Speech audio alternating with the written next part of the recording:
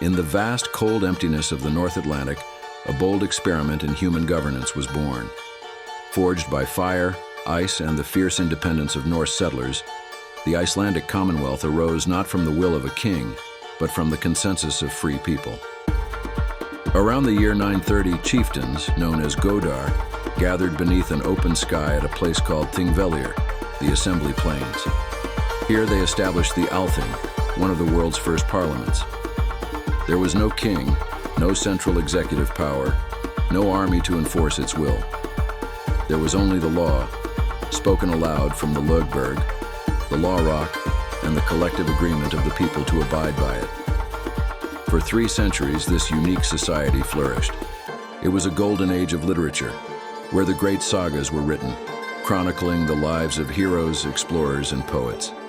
It was a time when Icelanders, like Leif Erikson, sailed to the very edges of the known world, long before Columbus.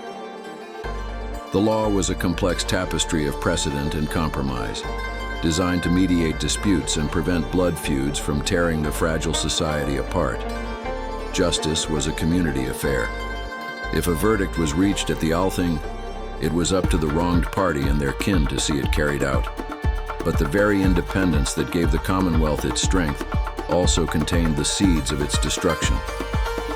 Over time, power and wealth began to concentrate in the hands of a few powerful chieftain families.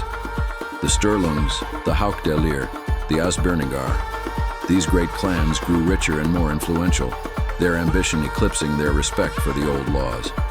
Minor disputes escalated into bloody private wars. The old system of decentralized justice buckled under the weight of chieftains who had become too powerful to be bound by it.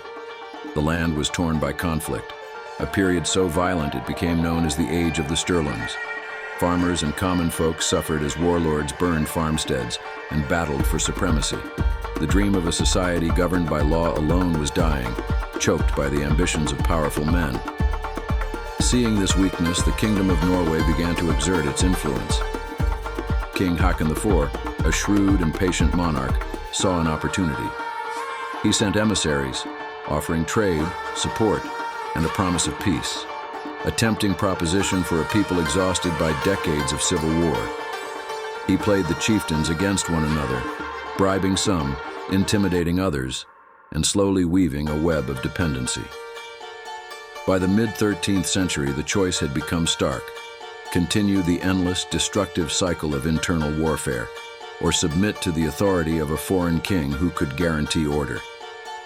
Between 1262 and 1264, weary and divided, the chieftains of Iceland one by one signed the Gamli Sáttmáli, the Old Covenant. With the stroke of a pen on parchment, they swore fealty to the Norwegian crown. They traded their fierce, chaotic independence for the stability and protection of a king. The Althing would continue to meet, but its power was a shadow of its former self. Taxes were now paid to Norway, and the laws of the kingdom superseded the old Icelandic codes. The great leaderless experiment was over. The Icelandic Commonwealth, born from a revolutionary vision of a society without a king, had finally bent the knee.